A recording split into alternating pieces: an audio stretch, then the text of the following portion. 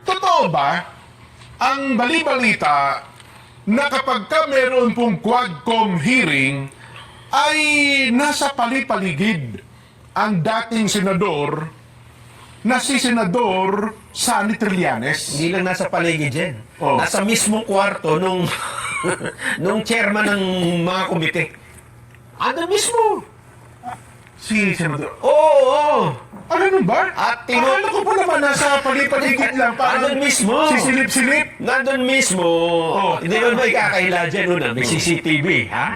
May CCTV sa kamar eh. Pangalawa, Ako naman ako, nagtatanong na ako. Ikaw pala eh. may CCTV sa kamera. Oo. At paglabas mo ng house, may mga CCTV sa paligid ng makikita. Ang alam ko, nag-file ito na Certificate of Candidacy bilang mayor ng Caloocan. Oo. Makakalaban yung along malapitan. Ano lang pala yan, Jen?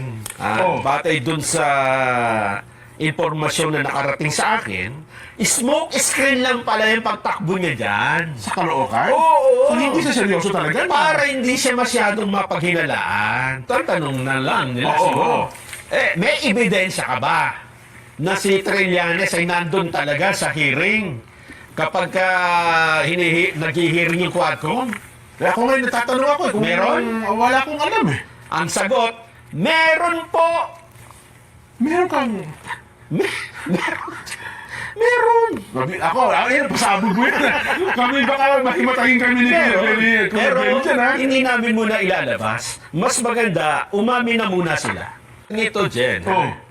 Sino ba ang bumuo at mayroong ipinail na kaso sa International Criminal Court? Yung grupo ni Sani Trillanes.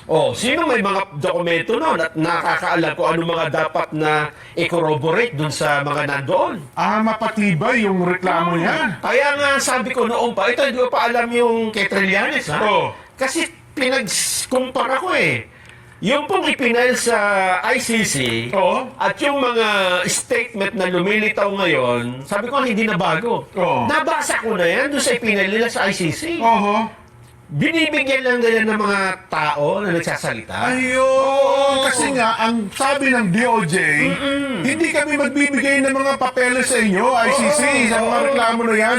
Hindi kami makikipag-cooperate. Yes. Pero kung lumitaw sa Quadcom hearing, so pwede na nilang i-extract? Ganun ba ang play? Ano na? Pwede mo nang i-extract. Kaya pala ang statement kayon, maging sa Senado, Hindi sila magbibigay. hindi kami magbibigay ng anumang dokumento. Pwede naman kunin. Pero walang pumipigil sa inyo Bakit naman hindi, di ba? sapagkat public documents yan Oo. na kunin yung anumang nangyari sa pagdinig ng Senado at saka ng Quadcom.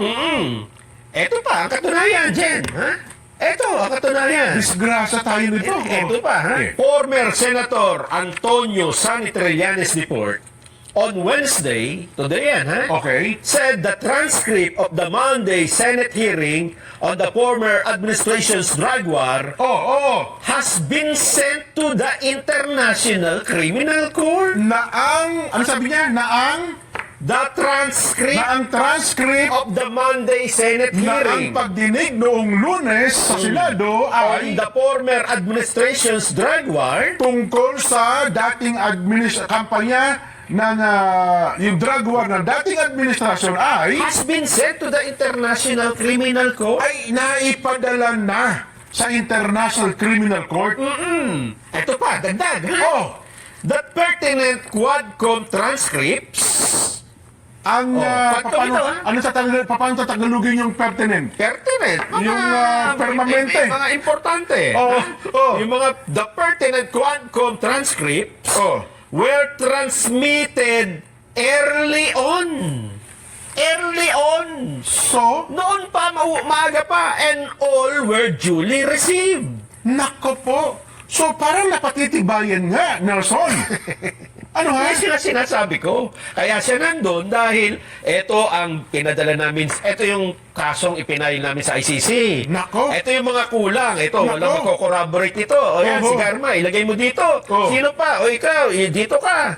lahat nilagyan nila ng tao. Oho. Para pag ipinadala noon, hinanapasan ng ebidensya, ito po, nasa transcript. Inamin ba ni Duterte? Ito po, nasa Senate. O, igaganon-ganon nila. So pagtatagni-tagniin, buo ang kumpleto na, buo na ang reklamo sa ICC. Oo na. Meron tayong part 2 dyan, Kay bukas. Trillanes. Meron siyang kasabwat pang isa. So, araw-araw na ito? Araw-araw, isa-isa. Isa-isa nating babalatan, tatalupan ang mga nasa likod ng Quadcom dyan.